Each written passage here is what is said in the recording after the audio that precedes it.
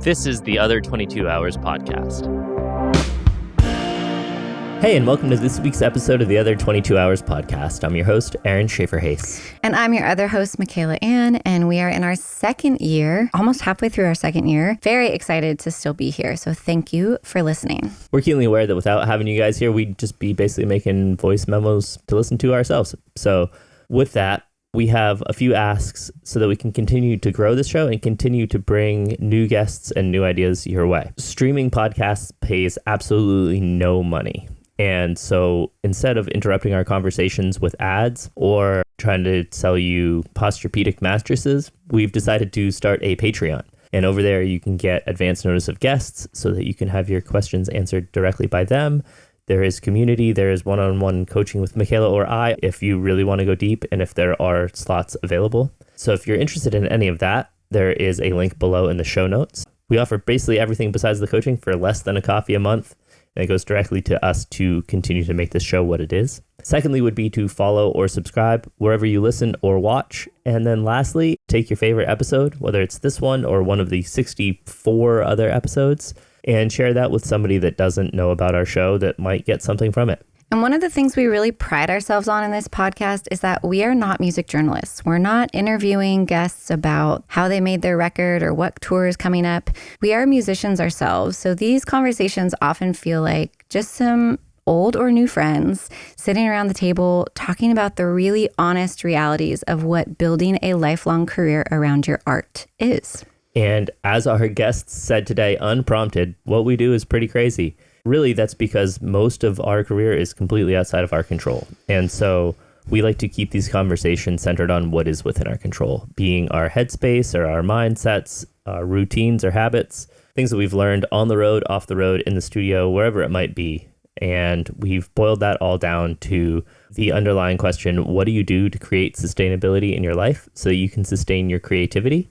And today we got to ask that question of Sean and Sara Watkins. Yes, brother, sister, bluegrass. I kind of hate the word phenom, but that would probably be in a press release somewhere. But Sara and Sean are known for their work in Nickel Creek, which they joined when they were 8 and 12, or started with Chris Thile at 8 and 12.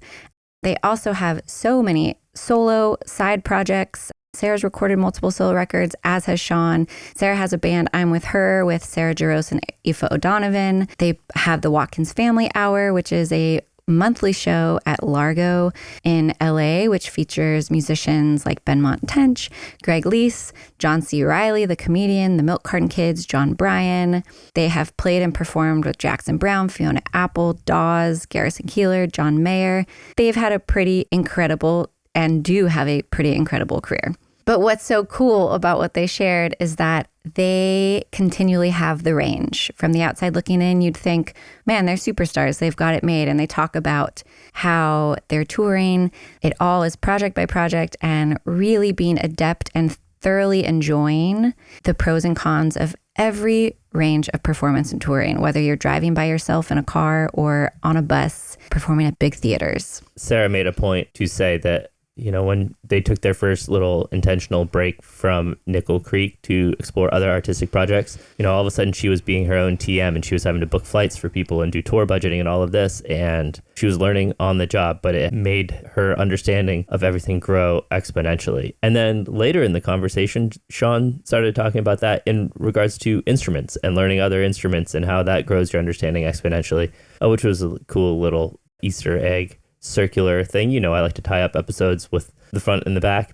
but we touch a whole range of subjects in the middle. They're great people. They're great characters. They have some really incredible insight across the board. And so we're not going to keep you from that. Without further ado, here is Sean and Sara Watkins. Well, thank you guys so much for being willing to come on and talk to us for an hour. How are you guys doing? And just to start, where are you today? We're both in our Los Angeles houses. I'm in you see my living room back here. Mm-hmm. Yeah, Sara and I are about like 10 minutes from each other. I'm in my little home studio. There's instruments all around. Oh, nice. It's a garage. Amazing. So one of the things that's like so prevalent for you guys from the outside looking in is just how many different things you guys are always doing. all the different projects that you're juggling. What's kind of taking up your space and time these days? What does an average day look like right now? We're in a Nickel Creek album cycle right now. We've just been touring that basically since the spring of 23. We're going to finish it up this fall of 24. So that's a really pleasant way of touring. It's a lot of dates, but we're in a tour bus and we have a really supportive crew who make everything happen and allow us to, focus on to execute the music and be good hosts to the audience every night and all that stuff. But there's we do tour in a range of styles for every different project. If it's a solo record, at least for me, there are no tour buses involved. I'm sort of weaning myself off of that for the time being. I mean, what is life like on the road? It's kind of opposite of off the road. Sleeping happens almost opposite. We've been doing these soundcheck VIP party things that happen at 5. So it's 3 to 5 soundcheck, then 5 to 6 is the VIP, and then eat a little food. And then the show is like 8 or 9. And that means, ending by 11 or a little bit after, and then getting on the bus around midnight and going to sleep a couple hours after that. And then home is the lovely domestic life. It's always a little tricky switching between the two. But I found the more we've done it, the easier it gets. It's never easy, but you kind of at least know what to expect. We always call it re-entry. It's like one mode to another is tricky business, but we feel so grateful to get to do what we do. Yeah, my frequency of touring really cut down before the pandemic, luckily. And so, when we stepped into like parenthood and all of that, I leave town like maybe twice a year at this point. But I always kind of feel like the Kool-Aid man when I come back. It's like bust through a wall and like, okay, I'm here. Yeah. Back at it. It's 6 a.m. I'm up. I'm like, cool. I'm responsible for another life immediately upon opening my eyes. Yeah. Do you feel like you guys have had to, especially adding children to your lives, do you feel like you've had to be intentional about managing your re-entry? Or is it just like, this is what life is and I've figured out and hopefully my spouse is okay? And have you guys learned any skills? This is also selfishly motivated. Yeah. I often think about our friend Dan Wilson, who's an incredible songwriter. He would come back from tour to his wife and child. He explained to his wife, it takes me a couple of days to get into the home life mindset. You just got to be patient with me. And she says something to the effect of, what I need you to do is just pretend that everything's fine. I need you to arrive back and just pretend that you are ready and jumping in. And he was like, okay, I can do that. And I often think about that, where it's like, okay, I'm just going to fake it for a couple of days. And that's fine.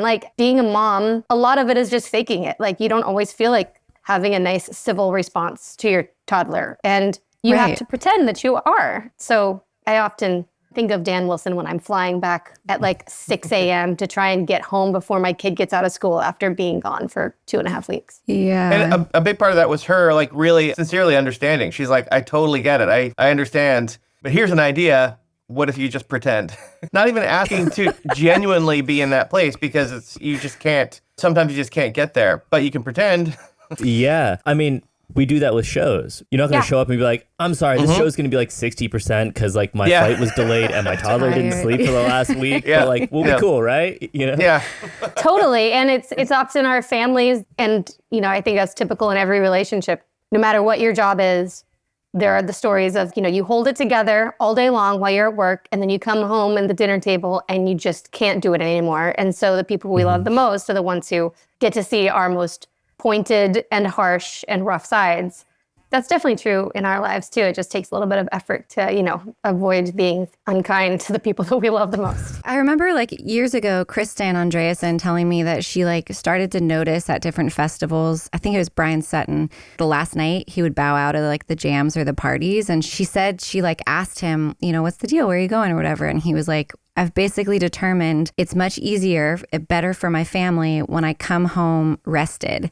If I stay up the last night of tour or festival, jamming and having fun, I come home ragged and my family feels that impact way more. So my deal with my wife is the last night I go to bed early so I can come home and be ready. I was this was years before we had kids. So I was like, oh yeah, because now it's just so brutal to have to parent and be tired, and then all of your emotional, recalibration and like ending of a tour, if it was really great or if it was tough, or like all of that stuff that you're processing. And your kid doesn't care. Your kid just like needs you to be interested in whatever they're showing you that they're playing with or whatever. So 100%. Foregoing the final night. Also, the last night of a festival is not the best night usually. But just being alone or, not being around a ton of people and then jumping back into home life, that to me, is very helpful. An earlier, quieter night in would definitely help the transition. Yeah. I mean, you guys started playing and performing professionally like so young. Have you found that your relationship to music and performing and touring has had different phases, especially different ages that you've been in or starting a family? Have you observed it kind of change, like your desire or your intensity, or has it kind of always been the same for you and then life happens? The desire and intensity has always been the same. I mean, early on, Nickel Creek started when I was 12 and Sarah and Chris were 8. So we were a kid band for a long time. We were playing festivals. It wasn't the intense touring we're doing now. It was mostly just in the summertime. A lot of contests. In the bluegrass world, there's a lot of instrument contests, and that's kind of how you cut your teeth. We did a ton of just little bluegrass festivals around the Southwest of the United States for the first 10 years, traveling a little bit, but not that much. And then 2000 is when our first Nickel Creek album that people know about came out. And from then on, it was a lot of touring and making records. Before that, we didn't think we were going to be able to do this professionally. I mean, we were all going to college. I was going to school to learn music composition. I was about to start at San Diego State. And in 2000, right before we started touring, I didn't know what was going to happen, but all the people I looked up to, my teachers and everything, they kind of all had day jobs. They were really talented and really good, but they also had day jobs. And so I was my mentality was like, well, I love this, and I'm always going to do this. I'm a lifer. I had no idea that I'd actually be able to make it my livelihood. And that was because our teachers, they sort of instilled in us this love of music, but also a knowledge that as much talent and hard work you might put into it, that doesn't guarantee it anything. But you can still do it for the love of it, which is awesome. And that's something that you'll always have. Since touring, it just kind of became our livelihood. Since that time, we've just been so grateful. And I've always had the same amount of passion to do it that I've ever had, even more so these days. The more time goes by, the more grateful I am. And the more I realize what a rare thing it is to be able to do what I love for a living, and it's hard and stressful and all the stuff that goes along with it. But that goes along with any sort of life. All the life stuff kind of comes in and, you move stuff around.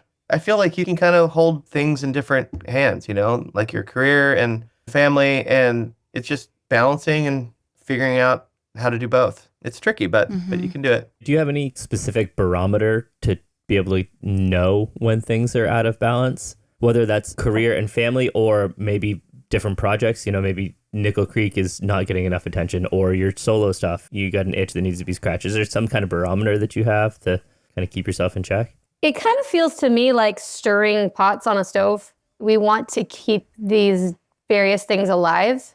For Nickel Creek, we got together to make this record because we realized it had been a very long time, and all of a sudden with the pandemic, we had the time our schedules are cleared and all the logistic obstacles went away. Well, not all of them. There were new ones, but the calendars were wiped clean. And so we were able to get together and do that. And in the course of the writing process, we did a couple of live streams that went really well. And we were very surprised by how many people signed on to watch those. Just incredibly honored that people remembered us so fondly and wanted to set aside their time to see us. And so that was really heartening. And there's no guarantee that people are going to remember, but we try and keep various things alive. And then that's also keeping stuff alive in us too. We have a project called the Watkins Family Hour, which is a monthly show that we do here in Los Angeles. And we've done it for 23 years, most months between tours. And I don't always want to do it. Sean doesn't always want to do it, but usually one of us is like, come on, let's do the next month. Let's get get the guest lined up or whatever. Yeah. And it feels like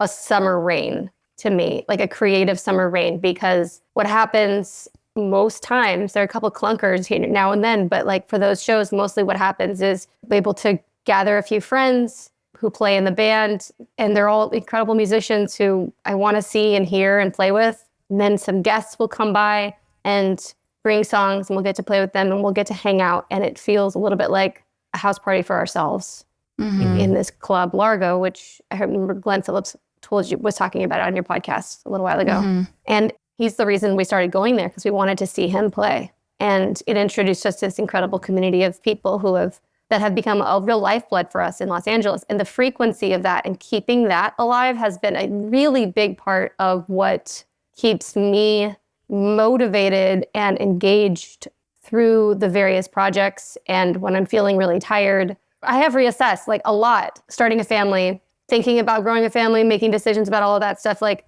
do I want to keep doing this? Like, what is the thing that keeps me choosing this? Because it's hard. Like, I don't like leaving my child for a big period of time. But there are a lot of really great benefits. When I'm home, I'm home. So I'm gone for a couple weeks at a time. My husband, is here and is incredibly supportive. Both of us have really supportive spouses. So when I'm gone, it sucks. But when I'm home, I can do everything. I can go on the field trips. I can pick her up at 2 p.m., which is a ridiculous time. The kids have to come out of school because nobody who works a normal job can possibly do it. Like, school is so stupid, the scheduling of it. There's so many weird days off. Like, you think it's like, okay, great, I'm on track. And then you're like, nope, there are surprises every week.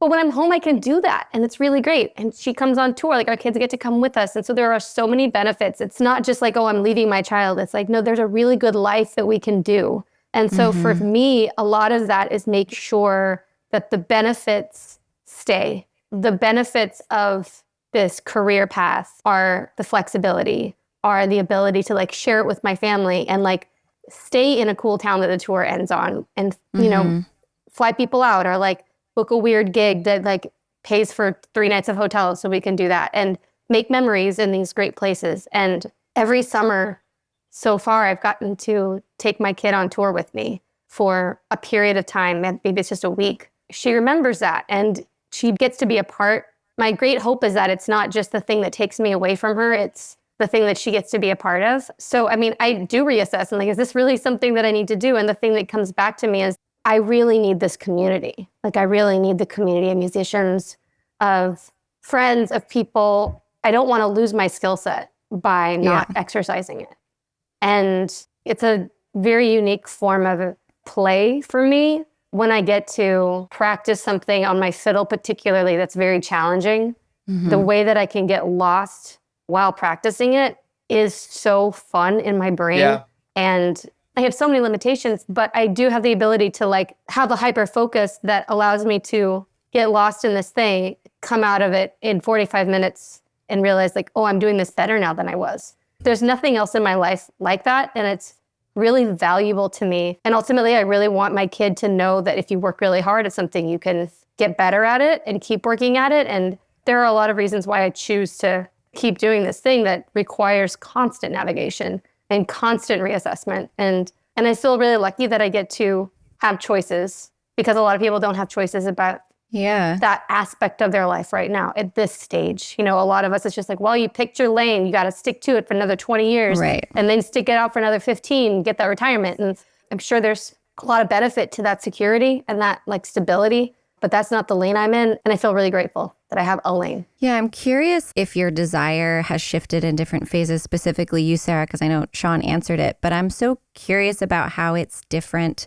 for mothers as well and how it affects our creativity and our sense of self, because obviously like parenthood is so transformative and life-changing.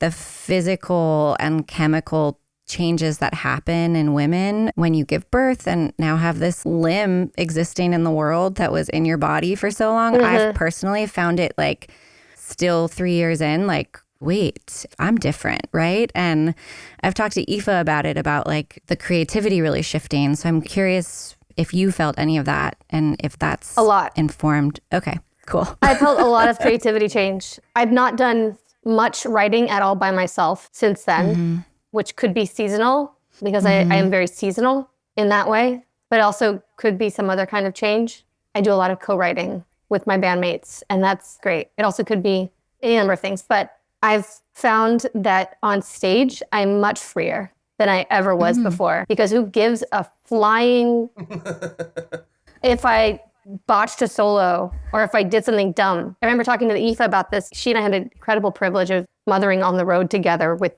kids the same age and getting to work and have them with us. And it was insane and amazing. And I remember leaving the stage and being like, well, that happened. Next thing is like, go to sleep so you can wake up with your kid and then do it all over again. And sometimes it's exhilarating. You feel like super bomb. And sometimes you are just drained beyond anything.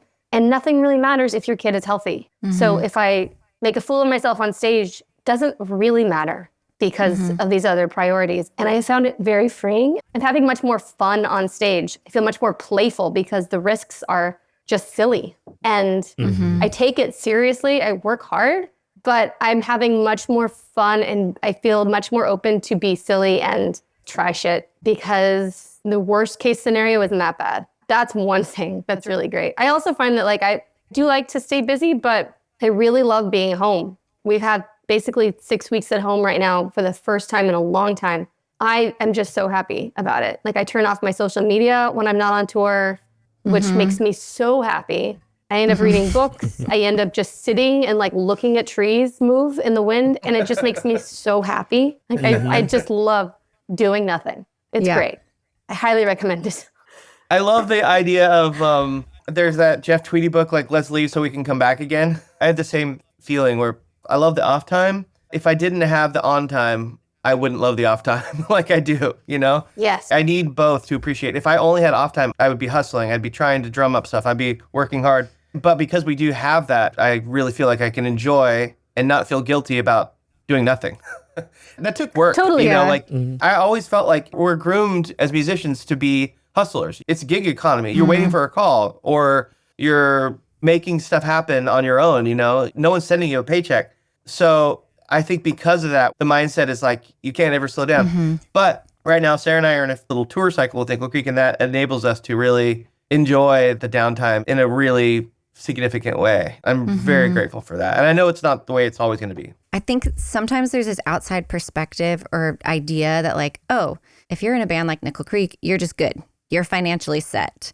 And when you guys have years in between where you're doing I'm With Her or your other solo projects or Watkins Family Hour on the road, all that stuff, is it then like, okay, now I gotta hustle to get income going and figuring that out? And does that ever feel stressful? And is there any like ego stuff of like, wait, I was like on a bus and playing these big shows and now I'm trying to like get these little shows going and any of that kind of... I don't think so. I think for me, if anything, it takes me a second to take myself seriously on a bigger stage like Nickel Creek, because I think of myself much more as like the strappy little fiddle player at a bluegrass festival. And I really love that I feel like I have toured in such a huge range of experiences where it's like you're driving your own car or you're renting a sedan and you're driving yourself 7 hours to this other gig and you got to figure out a way to stay awake or like how you want to do it. And like, am I doing one-way rentals? Am I like dropping off here? Like doing all the various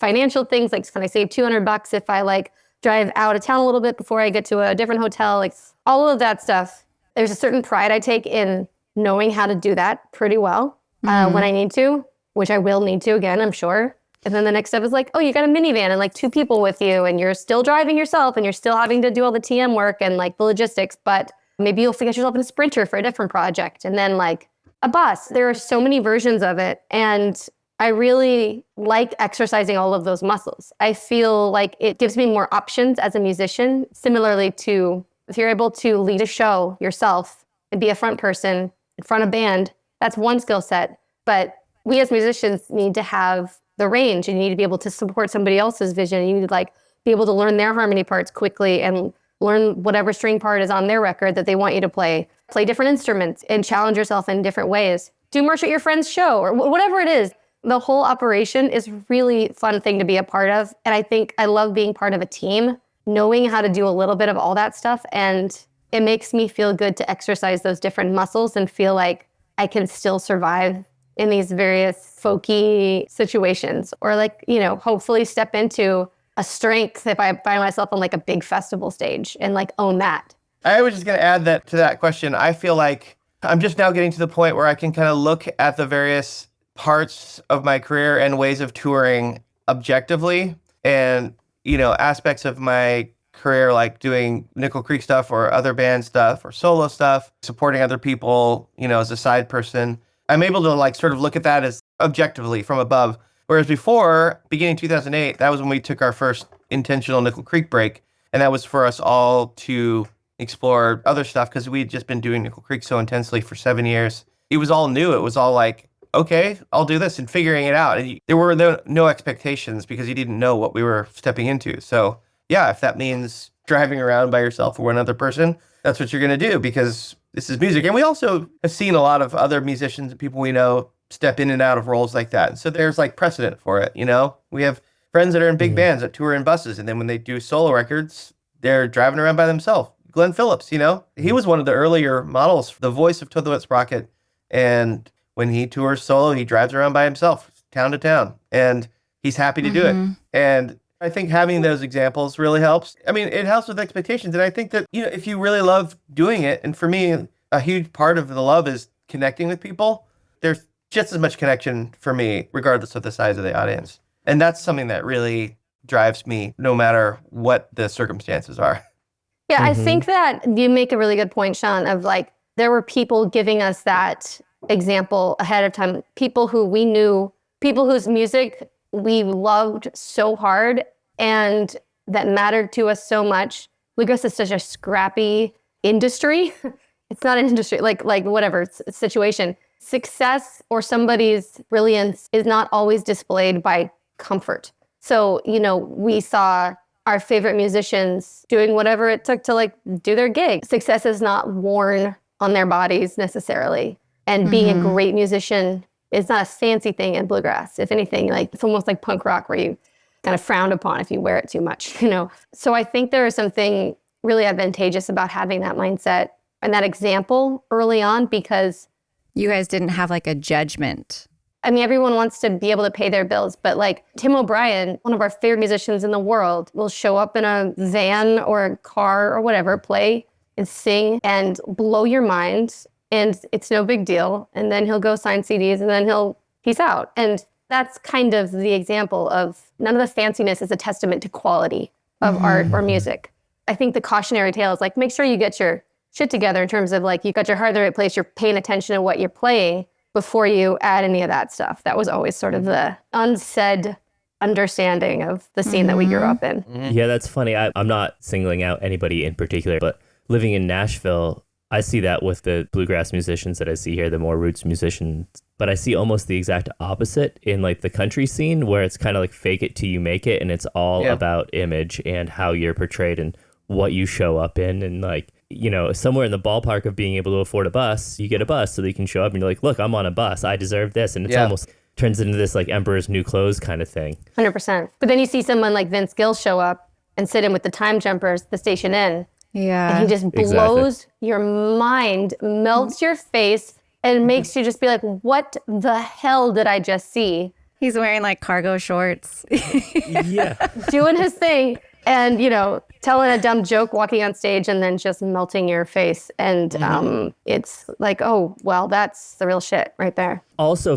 again, in my judgment, I think that glitz and that glamour, like being more real, it stays out of the way of your creativity. I think if you're so focused on like the presentation of here's my bus, here's like my crew, and your profit margin is $4 a show, when you're focused on that all the time, I think you would have to inevitably be kind of side-eyeing other people to see where they're at and like, oh, am I keeping up? Is this coming across the right way? And it's like, totally. Man, there's a lot of energy that can be dedicated towards making great music or trying something new.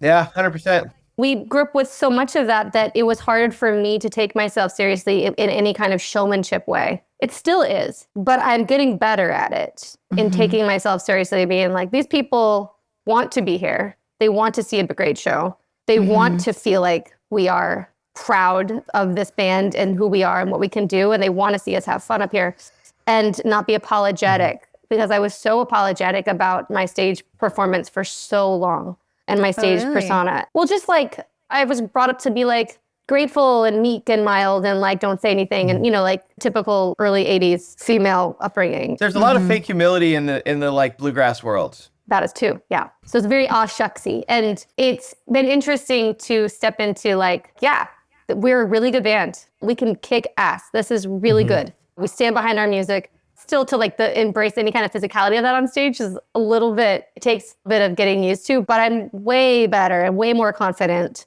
in just being me on stage than I ever was. But, even 10 years ago, so reluctant. Jenny Lewis was at a Watkins Family Hour that we did 7, 8 years ago. And it's when she had that nudie suit that she was wearing every night. She was about to go on tour and we were talking backstage about doing shows and she just played some big festival. And at one point she just said it is crazy to just walk out on stage and expect my personality to be the one running the show. It's just so funny, thinking about, someone like her who, when you see her on stage, she's just exuding confidence and she's just in control, but also has the knowledge that this is crazy, right?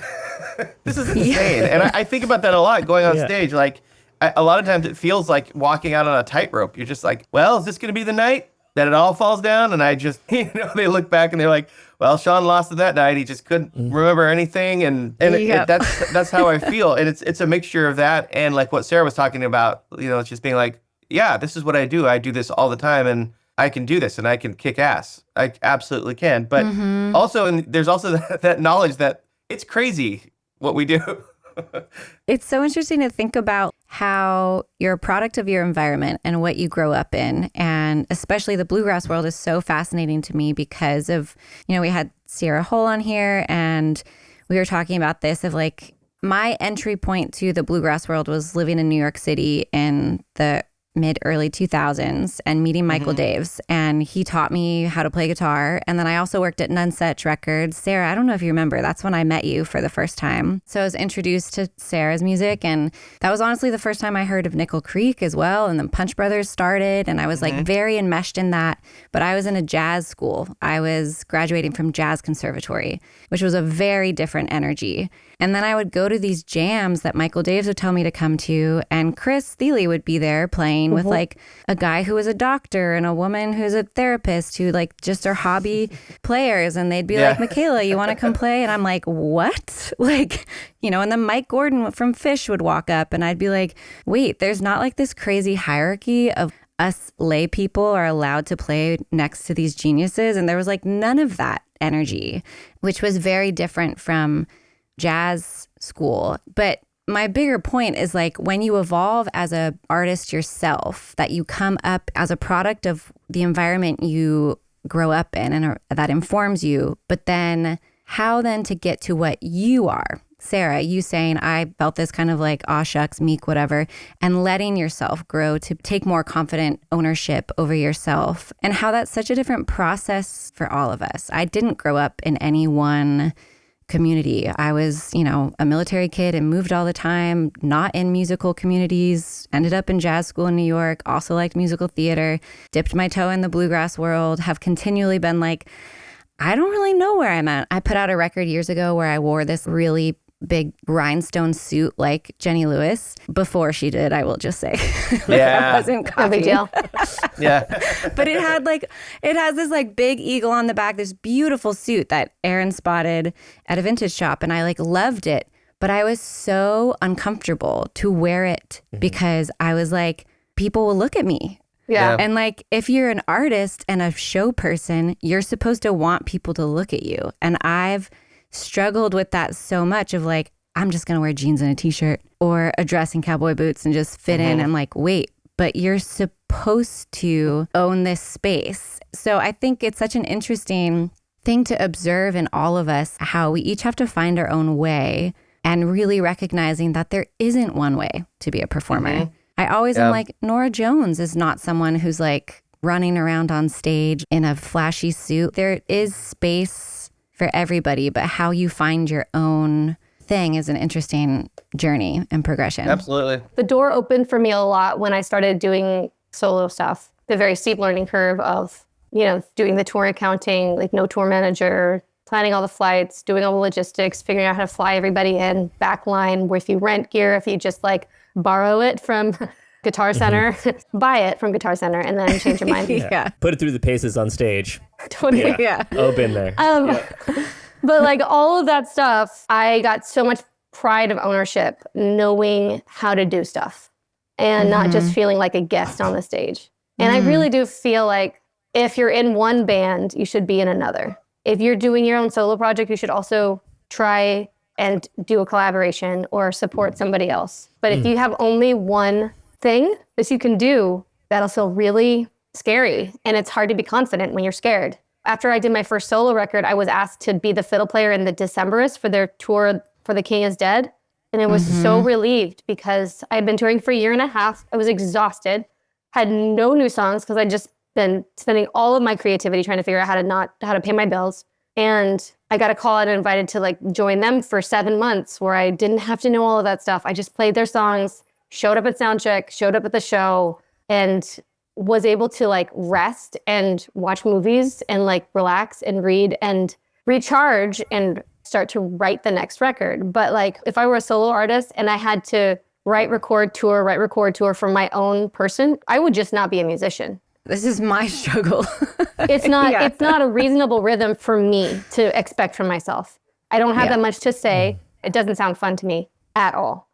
So I get to be in a band, couple of bands, and then every once in a while, I'm like, okay, I got a batch of songs, or I have something to say that feels singularly from me. So I'm going to put out a record and tour that. And it feels good right now. Okay, I have Nickel Creek, do something else after that. Then maybe I'll have a batch. And then I'll want to do that. I'll want to like make all the decisions and like have a moment to lead the show. And then I will want to just be a part of a group and contribute to a ensemble. That lets me recharge. But the idea of Gillian Welch put out a record like every 6 to 8 years and then disappears. And it seems like it's a model that only exists because of our society. It doesn't have anything to do with the art. I just want to figure out how to have enough and how to keep growing and learning and surrounding myself with other musicians to make sure that I'm not the best musician in the room ever, which is very possible.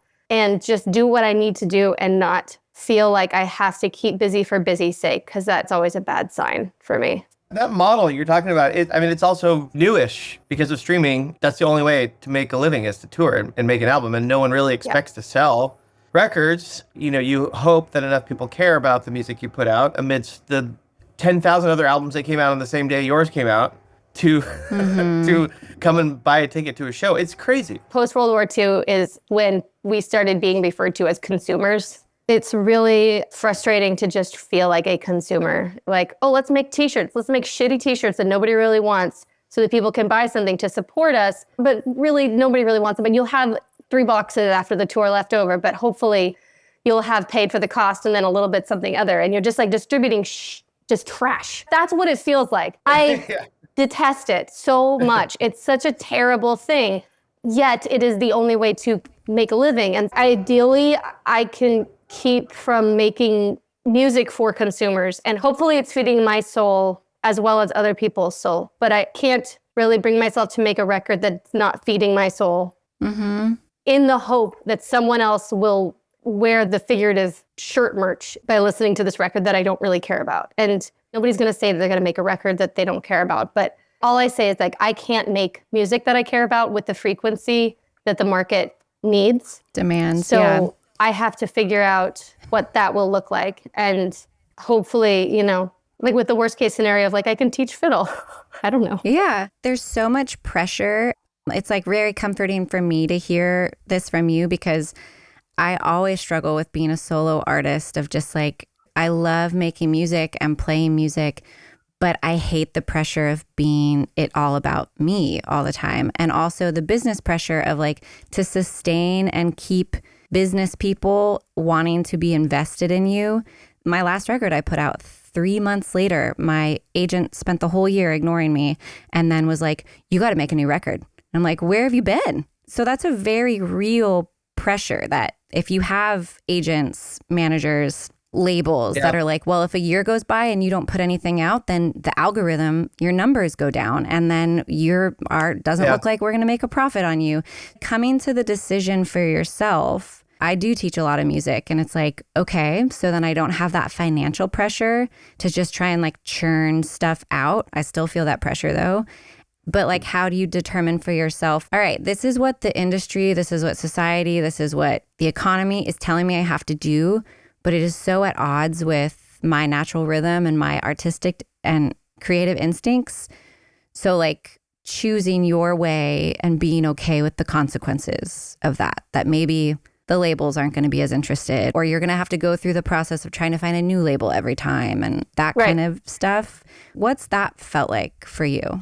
I've been in a lucky position where my other band I'm with her, we're able to have audiences that come out to see us, and we're able to make records that, you know, are semi-funded. So there's a certain amount of, I haven't lived this out in like, okay, now I've got to leave Los Angeles and like move in with my parents. And I haven't lived it out in this kind of way, idealism, you know. I think there is a lot of very realistic choices that we all make. Like, okay, well, if I want people to come to my shows, they need to know that we're playing shows. So I need to like do some promotion. I need to do all this. We need to do this stuff. We need to do the work and set ourselves up for success. It's just figuring out what we need to do to have what we want. And so I think a lot of it is just figuring out, what do I want? Do I want to be involved in a community? Is this the only way that I can do it? Can I do it a different way? Do I want to become a better musician? How do I do that? Do I want to have a successful touring career where like everyone knows my name? How do I get there? This last weekend, we were able to be a part of Brian Sutton's guitar camp in Brevard, North Carolina. And it was like the most fulfilling weekend. The travel was terrible. It was like one of those, like, I'm choosing the 7 a.m. flight out of here to like get home by a certain time. While we were there, it was so rejuvenating because so many old friends connect and like see these young kids, feel like we had something to show them, had these lovely, like heartwarming conversations, play with our friends. And that is the most important thing for me to maintain. The relationship with other musicians, these people who I now have known for over 20 years, almost all of them. We've had kids, our parents are similar ages. We're now doing life together. And these relationships are very important to me to keep. And they also represent a part of myself that I might forget if I'm home and I kind of forget this musician life. And I'm like, well, maybe I just do this. But I step into that and I'm like, oh, right, no, this is very fulfilling. This is very important for me. I need to nourish this. And remembering what I want and continuing to reassess what I want and what my actual goals are, rather than doing the thing that I might have done in my 20s and 30s where it's like, keep going, head down. You don't know where you're going, but just, you got to stay busy. And that's where I was. And now I'm like, no, I'm here. And do I want to be here? And if not, what changes do I make? It's a privilege to be able to make changes. You were saying in Nashville, what the fake it till you make it sort of vibe, you're in it for a level of notoriety or how people perceive you or success or money. Great. But you're only going to be happy if you achieve that. That's the only thing that's going to make you happy. But if you're in it for reasons of personal connection, you know, the cathartic feeling of like writing a song that says what you actually feel, regardless of how many people hear it, you're going to be happy. You can play a song for two people or even just yourself and feel satisfied. And that all comes from being honest with yourself and saying like, what do I actually want? And do I want it now because I always wanted it? Or do I want it now because I feel pulled to it now? Yeah, it's okay, I think, for all of us to reassess. We should. Like, I'm not the same person I was when I was 25. I have different goals, thank God. And that doesn't mean that I'm like tired and like less motivated to like stay out every night and, you know, be at every show. And no, yeah, that's right. I am less motivated to be at every show. I get nourished in different ways now, and I'm taking care of myself in the ways that I need to in this stage. And it's not necessarily like I'm less of a lifer than I was. It's just like, no, this is what being a lifer is to me now. And this is how I'm living my life for me. And I'm really enjoying it. I'm really enjoying not going out every night. It's great. Yeah. Yeah. I noticed what you guys were saying about like basically defining your why and holding on to that and allowing room for that shift. I noticed that pretty much from your first responses. You both came in like, I do this and this is what fulfills me and I need the community or I need connection. Like you guys came out right out the gate saying that. And I think I can feel that in the music that you guys make as Nickel Creek, separately, independently. Like I share that with artists that I work with. This whole thing that like, you got to keep releasing stuff. You got to keep feeding the algorithm. It's like the whole idea of like fast fashion has hit the music industry. And there is something to be said about longevity. All your friends that you guys invite for Watkins Family Hour. Imagine like Benmont Tench playing on stuff that's just trying to get viral on TikTok or whatever it is. There is so much value in longevity and art that lasts, integrity and grounded in like the why and the what am I making this for. Yeah, and we had the benefit of becoming established before TikTok, so it wasn't based on that. Like I don't know what that looks like for kids these days, but I can't imagine that being my only frame of reference. To me, that's crazy. Like Sarah was saying, our first album came out 2000, and that was the very tail end of the music industry. That was the very tail end of people buying music, and there being budgets for stuff like music videos and promo and stuff like that. And so we got to see a little bit of that. But for me, I find so much value in getting to be around people like Benmont, who you mentioned, or Jackson Browne, or people on the older generation of musicians. Their viewpoint, what they bring to my consciousness is invaluable, because I can see what it used to be like and how they value things. And they also take music seriously in a way that I feel embarrassed about my own. It's like holy to them. It's something that transcends making money. It's a part of them in a way is so inspiring. And you don't see that or feel that from a lot of the newer generation. And it definitely exists and you feel it sometimes, but it's not the driving force. Just hearing how they talk about music and writing songs and stuff like that, it's free of all the modern technology and algorithms and stuff like that. And I cherish their viewpoints so much. I feel really grateful just to be around it, because if I wasn't around it, I wouldn't have any clue about it. I mean, you can watch old interviews of people, watch a documentary about so-and-so, getting to be around them and feel what they value in music and the gravity that it holds is really something I never want to take for granted, And I also know that I feel I'm very privileged to get to be around these people. I think you can find it in anybody, in older generations before everything was so second to second. No one knows what's going on now. Things are changing so fast. It feels like the walls, the floor is changing, the room is changing all the time, and no one knows what they're doing, Yeah. Yeah. I'm so curious from like a sociological standpoint of how younger generations and those of us in our like 30s and 40s who grew up with CDs, our relationship to music is inevitably different. It's not our fault. We have to actually like work really, really hard to go against the grain to preserve that kind of value that was put on music. I feel like when you heard something on the radio once and you were like, oh my God, my favorite song is on, I've been waiting for it. And you go to a CD store and spend $15, $20 and you don't know any of the other songs on the record, and you go home and open it and read the lyrics, and like that world does not exist. Our 3-year-old demands to listen to her favorite song and we pull it up immediately. It's such a different, when you have everything right at your fingertips, and everything is also experienced through our phone, videos of people, it changes the relationship. It totally does. I feel like I try not to be like, oh, this way was supreme to that way. Yeah, there's pros and cons. But I feel like in 20 or 30 years, if not before, I think there might be a lot of value placed on smaller face-to-face experiences that are undocumented. I feel like that will be sort of like the new like farm to table kind of, but for art, where there is the extreme circumstance that's undocumented and only in this room for this moment. And not everybody will want it. But I kind of wonder if that will become a trend where a version of like house concerts or more high-end versions of that kind of thing will happen for art, where we watch a painter paint, or we see this one thing is not documented and you get to see it in person, and having those very human moments that then just live in your memory. I kind of wonder if that will be a higher value with the AI stuff.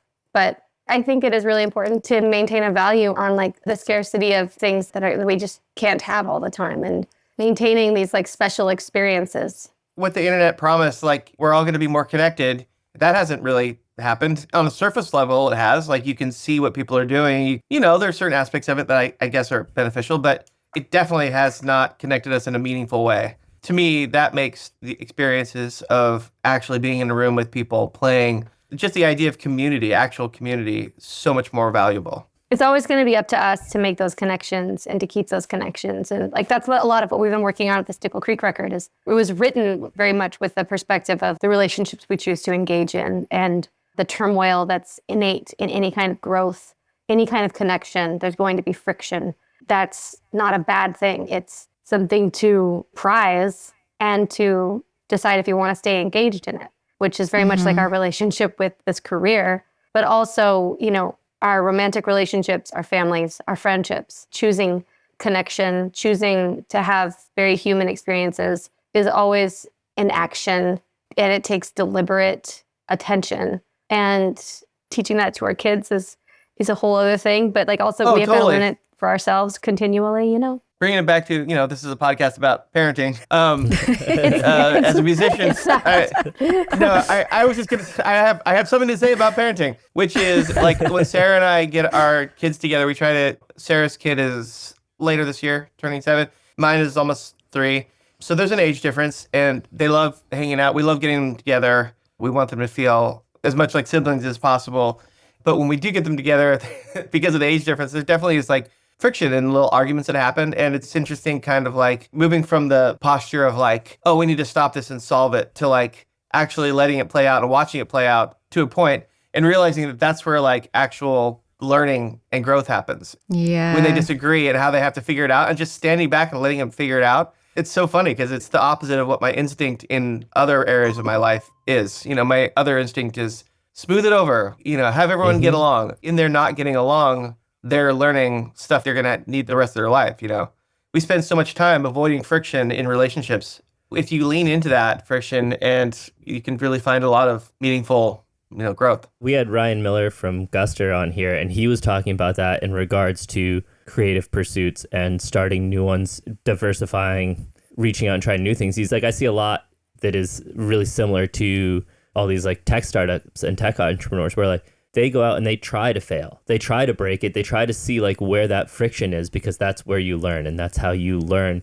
how to do things better and how to do things more efficiently. And that kind of just really struck a chord with me because it's like, I have a fear of failure, but I also love failure because I inevitably come out on the other side, understanding more, being okay with more, whatever it is. It's been such an interesting journey so far of like watching little toddlers and babies and they can hit each other and pull each other's hair. And like, you have to recalibrate because I've learned a lot. I've watched parents react very strongly and it's like a thing and we can't talk to each other anymore as parents. And I've seen other parents who are just very much like, this is how they learn.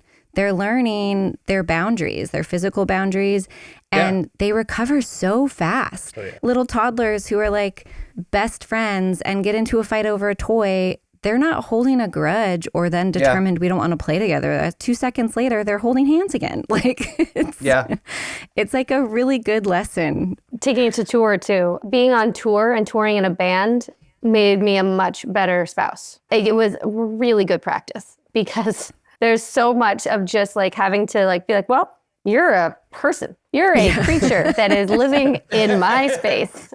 And you do things differently. I'm just going to sit over here for a minute and then like, load in together and do the thing that needs to be done. And I feel like being on tour has really helped me with all other aspects. Teaching at music camp helped me be a mom. Just like being a support person helps you be a better front person and vice versa. Being a better friend teaches you how to be a better spouse and a colleague and all that things. Like everything helps everything. And it's all connected, man. It's all connected. But just like... just learning roles. We all play different roles and you can't approach every relationship from the same point of view. We step into different roles. I'm a partner, I'm a parent, I'm an artist, I'm a musician. And you step into you're not a different personality, but it's just a different role and you have different responsibilities. And I think they all benefit each other. The more opposite they are, the more mutually beneficial. Being a supportive musician, being in somebody's band, infinitely informs my ability to be the leader of a band. That's why you see a lot of band leaders or front people that can't sing harmony or know how to budget a tour. Or know how to communicate with their musicians. Or can empathize with what it is to be a side musician on somebody else's tour and like their time. I think sometimes you can get tunnel vision when you haven't stepped out of your one role. You don't have to have a zillion skills to do all these things either. Like, I love being with people who assume that I can do more things than I can. When I was on tour with the Decemberists, they were like, cool, can you play this baritone guitar solo on this single? I can strum guitar, but I've never taken a lead in my life outside of, my living room. And I love that they were just like, you can do this, right? And then like the keyboard player got sick and they're like, you can learn those parts, right? And I'm like, no, okay, I guess, because you're saying that I will. I'm sure that I wasn't the best person for the job, but I did it. And I really was grateful that people trust me to step into things. And I think that like, even if someone's listening to this podcast and they're like, I strum and I sing, like sing harmony to your friend who's playing, like support them. And Glenn Phillips, again, I remember being on tour with him a long time ago and he was talking to Sean and Chris about like, how much do you practice the accompaniment versus the lead? And our teachers that we grew up with were always like, You're going to get many more gigs accompanying people than being featured. So learn how to do that. And I think that people can do all kinds of work to just play in your house, swap songs with a friend, practice 3 songs, practice 2 songs, bring your friend over, learn their song, sing harmony to it, do it again, play all the songs 5 times, learn how to do it better. Like spend a little time, you'll learn stuff and you'll feel like a stronger musician for it. There are lots of little things that people can do to add tools to their skill set. Help your friend out with sell merch, or help them load in and like plug in their gear. All these things are ways to feel like a stronger overall musician, and it'll make you feel more confident when you're in a different situation. Yeah. And like you said, it's all connected. Yeah. You know, like drums are my first instrument, but like I, grew up strumming guitar and playing chords on piano and stuff. But like as I got more and more into that and started to understand piano and play piano and guitar on records and understand how that fit in the fabric of a song, it made me a better drummer. Because I understood what those roles were and like what my role as a drummer was. I wasn't trying to play guitar solos on the drums anymore. Totally. I was trying to like make a nice bed for that guitar solo to happen or whatever it is. Yeah. If you're not good at all the instruments, try them out. Put on a record and play bass. Try and play bass with a song that you like. For me, bass seems so simple, but like figuring out what few notes make the song the way it is and the power that's in just a bass part, the part that a lot of people just overlook and assume is supposed to be that way. You hear a good song and you're like, oh yeah, it should always have been that way. No, that bass player thought of the right thing, so it feels like this is the right thing, And then once you kind of realize what all of the instruments, the parts they play, you can really appreciate and know how to talk to those people. I'm not a good drummer, but I have a drum set and I, during the pandemic, played every day and tried to learn. Totally. Yeah, definitely. And I feel like it helped my vocabulary when I'm talking to drummers now a little bit more. That's really valuable as a musician to just, if you know a little bit about each instrument. And like Sarah was saying, having to book your own tour, having to book your own flights for your band and all that, this extends into the business part of the whole deal too. It's like the more you understand, the better understanding you're going to have and the more you're going to be able to find people for your team that do things that you need the way that you need it done. And something that comes up a lot in these conversations and a lot in my peer community of our age group is really fully realizing like, oh, now I'm at a place where I'm never going to have to do these other jobs again. It doesn't work like that. No matter how much you're able to give to other people, at some point you might be doing every single thing again. And that's not a bad thing. Struggling with the idea of like, is that a sign of failure? Or I thought I wouldn't have to do this anymore. And really understanding, no, this is just the nature of this work is really hard for me to understand too.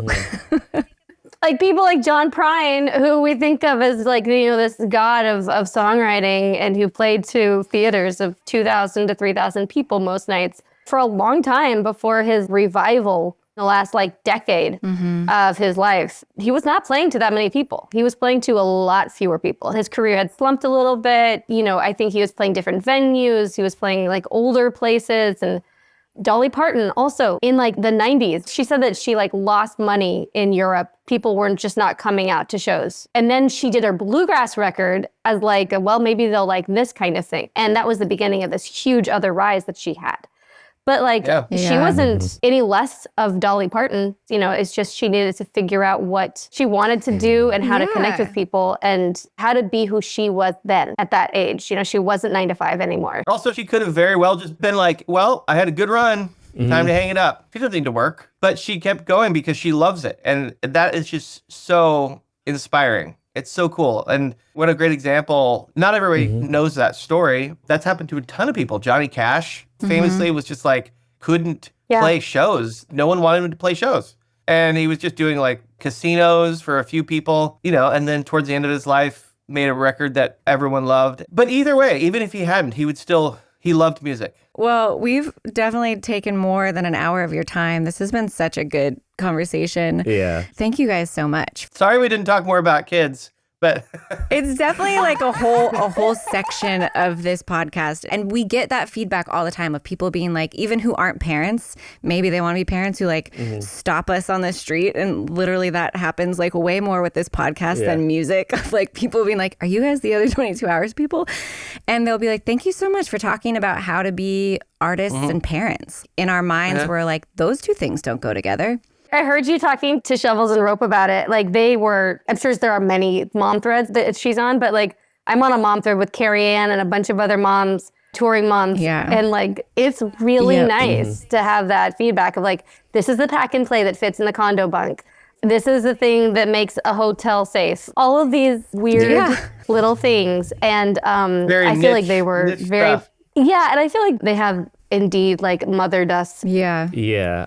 Late nights at festivals talking to Michael just about horror stories about being on the road up with a kid because like Michaela needs to sleep or Carrie Ann needed to sleep and just like, Well, they tell the story on the podcast of playing like CBS Saturday Morning for the first time, and they were up the whole night with their baby beforehand, and like just awful. Like, I really enjoy hearing other people's stories and normalizing this, and that it's not just like everybody figure it out on your own and keep it a secret.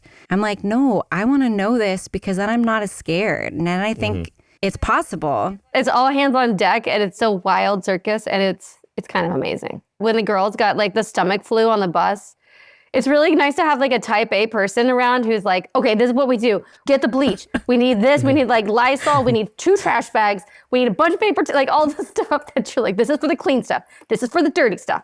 The girls had the dignity to like get sick alternating times. So that was helpful. We could like have one kid sleeping and one kid not. But like, it's just wild. And then you get on stage and you're like, hello. Yep. Here's my song. It makes that time on stage that much more valued because you're just like, all right, this is my 90 minutes, 40 minutes, whatever my set time is. And I'm going to enjoy the shit out of this because I'm going back to what I've gone through to get on this stage is like. Yeah. This is my break. This is my break. Yep. Yeah. I know. Definitely. This is my moment. Yeah, this 100%. Is my break. Well, thank you guys so much. Appreciate it. You guys have a great day. You too. All right. Bye. Bye. Hey, real quick before we wrap up today's episode, it takes a lot to produce even a small show like ours, so if you enjoyed today's episode, please consider taking a minute to check out our Patreon. There's a lot happening over there, all with the intent of growing our community and offering you more resources to navigate a career based on your art more sustainably. You can learn more at the link in the show notes below. Thanks for being here with us, and we'll catch you next time on the Other 22 Hours podcast.